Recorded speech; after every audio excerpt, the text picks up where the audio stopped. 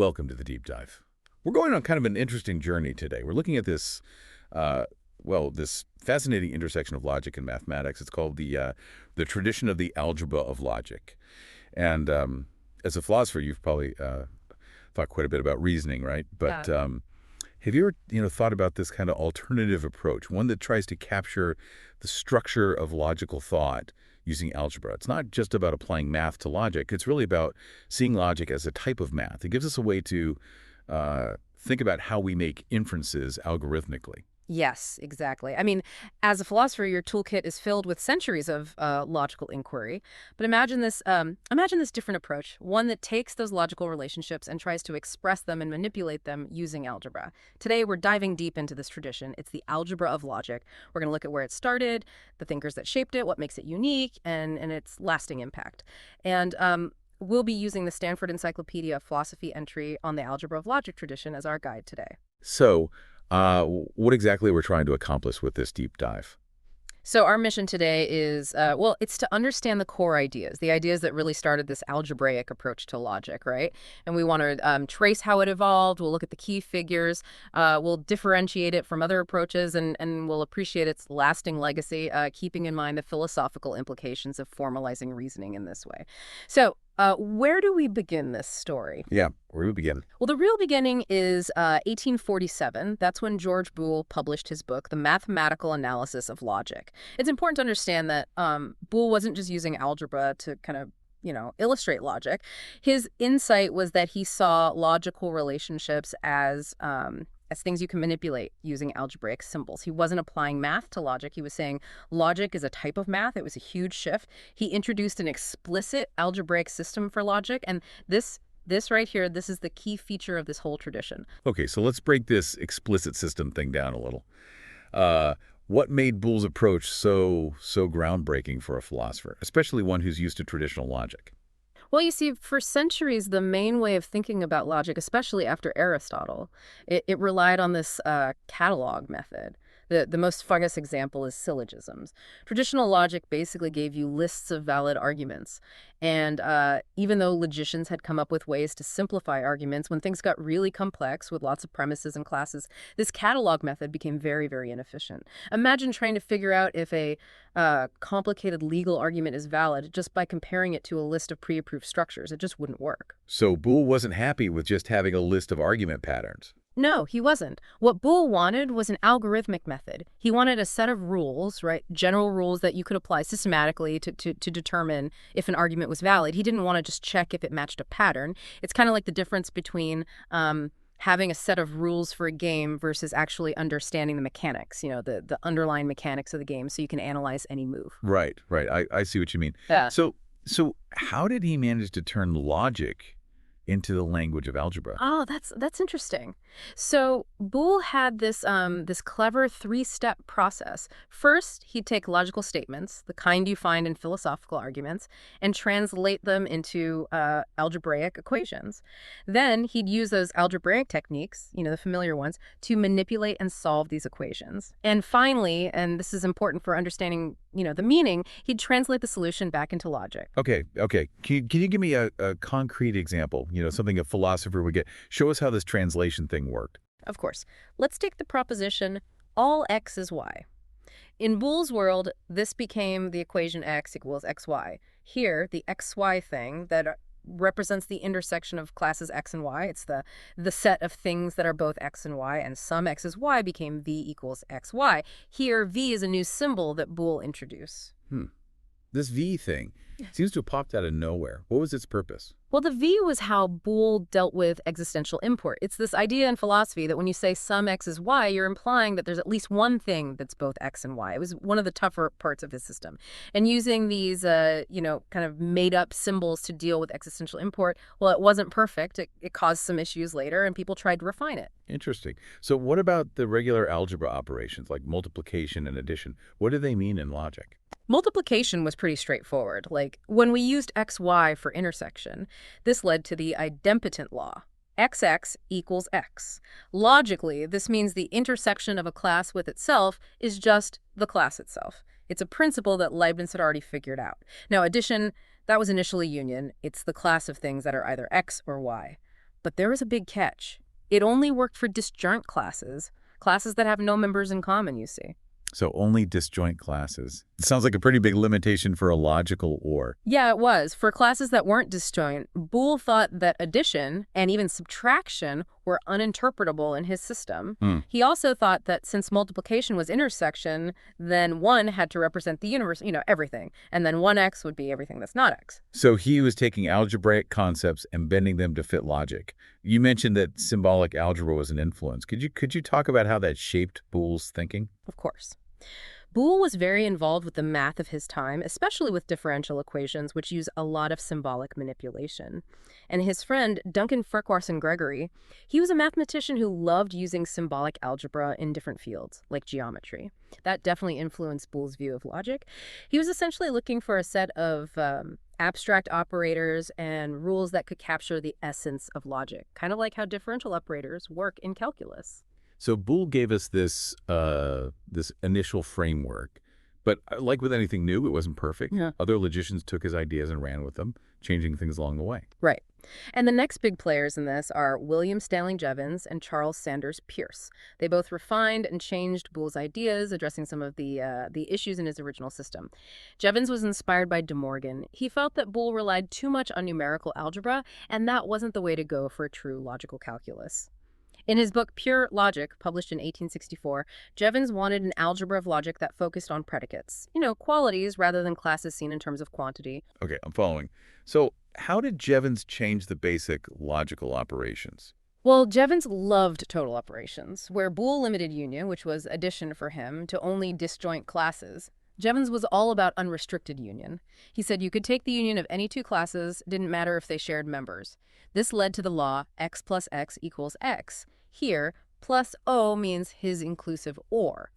Boole rejected this because it doesn't work in normal arithmetic. 1 plus 1 is not 1. Jevons wanted a logic that was more purely logical, not limited by regular algebra rules. Yeah. Oh, and he also started using capital letters for a class and lowercase for its complement, like De Morgan did. It was a much simpler way to do it. And what about Charles Sanders Peirce? What did he do? Peirce, in his famous 1880 paper on the algebra of logic, he did something really different. He moved away from equality being the most important relation in logic. Instead, he focused on subsumption. Think of it as one idea being inside another. You could think of it like implication. If all humans are mortal is true, then the idea of human is inside the idea of mortal. Peirce used this containment as the basis of his logic. He even said you could define equality using subsumption. Interesting. So instead of saying two things are equal, he started by saying one thing is included in the other. Yes. And then he defined addition and multiplication using this subsumption idea. They became the least upper bound and greatest lower bound. Peirce was showing that this subsumption created a structure, like a hierarchy, where you can find the most general concept covering two others and the most specific concept inside two others. This later led to the whole field of lattice theory. He also started using modern semantics for those categorical propositions. He said that classes could be empty, which was a big change. Allowing empty classes. Sounds like a small change, but it could be really important, right? What were the effects of that? You're right, it might seem like a detail, but philosophically it's a big deal. For example, there's this traditional inference called conversion by limitation. You go from all A is B to some B is A. This only works if there's at least one A. If there are no A's, like unicorns, then some B is A doesn't follow. Peirce understood this and built it into his system. This led to a better understanding of logical validity, one that considered empty categories. It seems like at this point, the algebra of logic was becoming less about doing arithmetic with logic and more about understanding the underlying structure, the relationships. Absolutely. And this exploration of structure wasn't just about classes. Logicians like Augustus De Morgan and Peirce started to extend these algebraic ideas to relations and quantifiers, which are important for more complex reasoning. Relations, like is a cause of or believes that. Ideas that involve more than just a subject and a predicate. Exactly. De Morgan, in his work on the syllogism, published over many years, he wrestled with the limits of syllogisms when it came to relations. He introduced the idea of binary relations and this crucial thing, composition of relations. If we have a relation R, say between A and B, like A is the parent of B, and a relation S between B and C, like B is a friend of C, then combining R and S might give us a new relation between A and C. A is the parent of a friend of C. De Morgan also looked at things you could do with relations, like finding the converse. So if R is greater than, the converse would be is less than. Exactly. Then Peirce, in his 1870 paper Description of a Notation for the Logic of Relatives, he took this work on relations even further. He expanded Boole's framework to include binary relations, so not just union, intersection, and complement, but also relational composition and converse. Wow, so this algebra is becoming really powerful. It was, and Peirce didn't stop there. In his 1880 paper, he added unrestricted sums and products. These were the algebraic versions of the quantifiers for all, and there exists.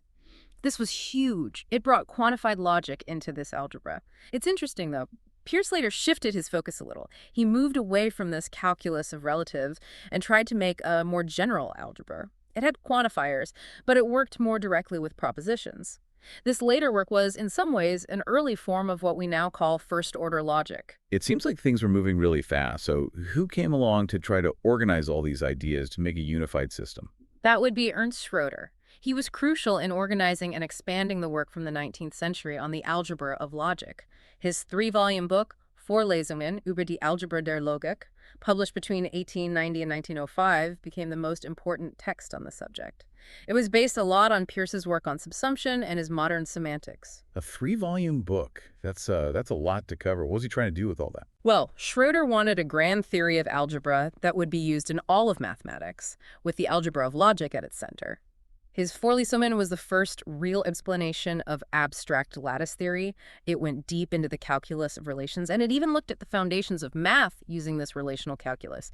He wanted a truly universal algebraic framework for reasoning and representing knowledge.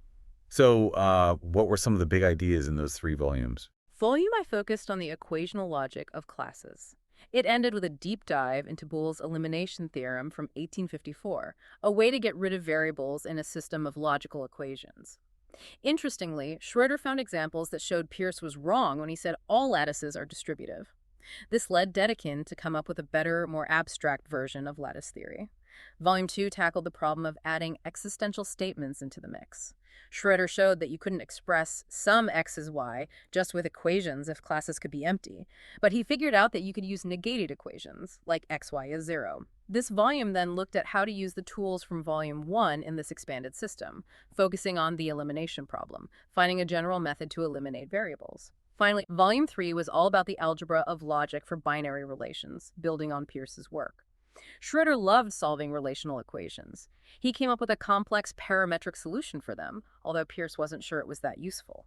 It sounds like Schroeder thought that this algebraic notation wasn't just a tool. It was like a language for representing knowledge itself. You got it. He saw it as a universal language, a psigraphy that could be used to represent and reason about all kinds of knowledge, both logical and mathematical. Even in 1940, the logician Leopold Lowenheim thought Schroeder's work was as important to logic as set theory. He even saw it as a precursor to the modern idea of Skolem functions, which are super important in model theory today. And guess what? Schroeder's work directly influenced Lowenheim when he came up with his famous theorem, the one about models and the satisfiability of sentences. And to top it off, Norbert Wiener's PhD dissertation was all about exploring Schroeder's calculus of relations.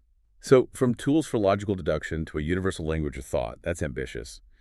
But how did the focus shift to axiomatization, which is what we usually associate with modern logic? Well, in the early 20th century, axiomatization became a big deal in math, especially because of David Hilbert's work on the foundations of geometry. Edward Vermilye Huntington was important in bringing this to the algebra of logic. He developed different sets of axioms for Boolean algebra, showing they were logically the same, making the foundation of the field stronger. He also posed the Robbins conjecture, a simple-looking problem about Boolean algebra axioms that took decades to solve. It was finally solved in the 1990s using an automated theorem prover.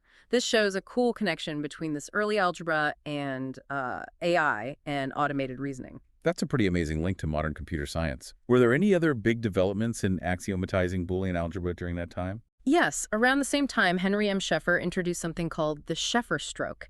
It's a single operation that can be used to define all other operations in Boolean algebra.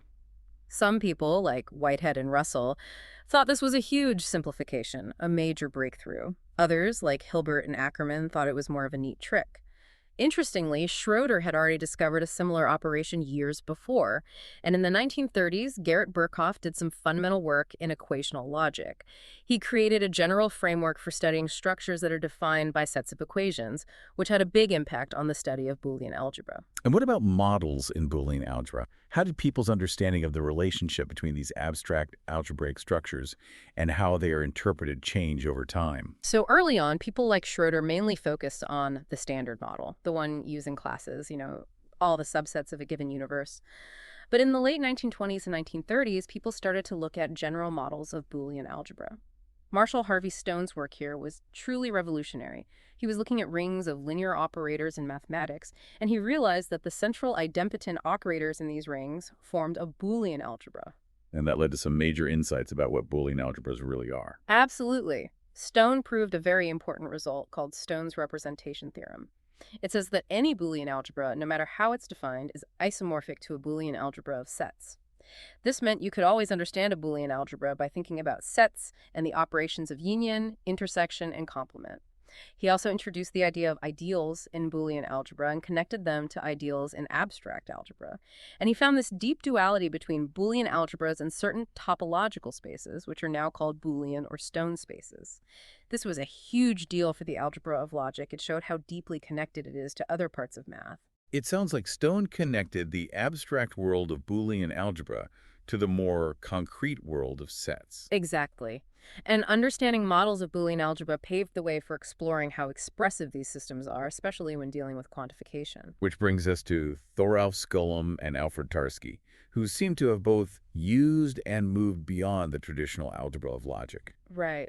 Skolem was really influenced by Schroeder, especially his search for a general elimination theorem.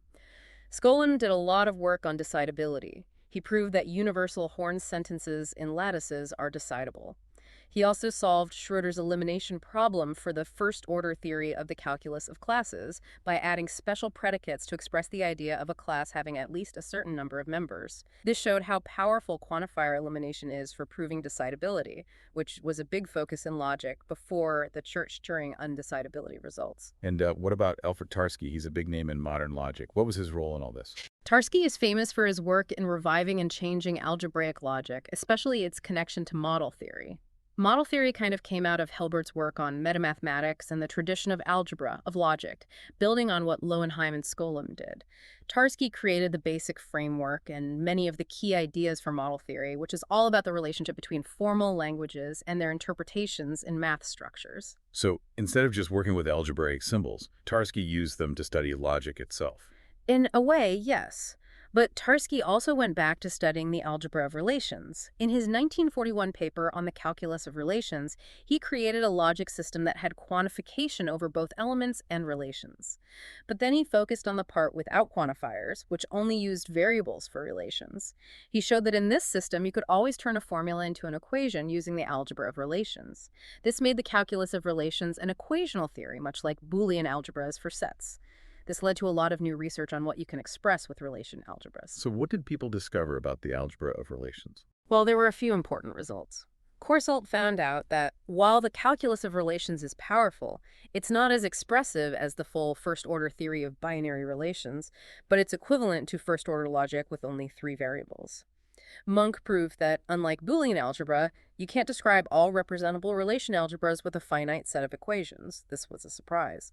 But Tarski, working with Stephen Jevons, later proved that you can actually express all of first-order set theory using the equational logic of relation algebras. And Tarski, along with Johnson and Halmos, they developed even more sophisticated algebraic logics that could capture the full power of first-order logic. They were inspired by Stone's representation theorem and wanted to find similar results for these new logics. It's amazing how far we've come, from Boole's simple idea to these incredibly complex systems that try to capture the essence of logic. It is remarkable. This algebra of logic from the 19th century to now has given us a totally different way of looking at reasoning. It's not just about tools for analysis. It's about fundamental philosophical questions about the link between logic, math, and how we think. The debates within this tradition, like whether logic is a calculus or a universal language, show us that there are different ways of thinking about what logic is and what it can do. Thinking about all this from a philosopher's point of view, it really makes you think, how does this approach compare to the traditional logic we're used to? Does translating logic into algebra actually help us understand reasoning, or does it hide some important details? Right. And what about those results about decidability and undecidability? What do they mean for the limits of philosophy? These are all important questions. The algebraic approach forces us to think about logic in terms of abstract structures and their properties. It shows us the mathematical foundation of logical systems and reveals connections that might not be obvious otherwise. But it's also important to consider whether this translation captures everything about how we reason with language or how we argue in philosophy. The decidability results, especially those related to quantifier elimination, tell us about the computational complexity of different logic systems. They tell us what problems we can solve with algorithms, which is important for understanding what formal methods can and cannot do in philosophy. So, while the algebra of logic might not be a big part of intro philosophy courses these days, it's still influencing areas like algebraic logic, model theory, and theoretical computer science. Maybe taking a closer look at this history could give us new ways of thinking about information, computation, and how we formalize knowledge. It's a field with so much to discover, and your philosophical perspective is perfect for understanding its subtleties. Thank you for joining me on this deep dive into the algebra of logic.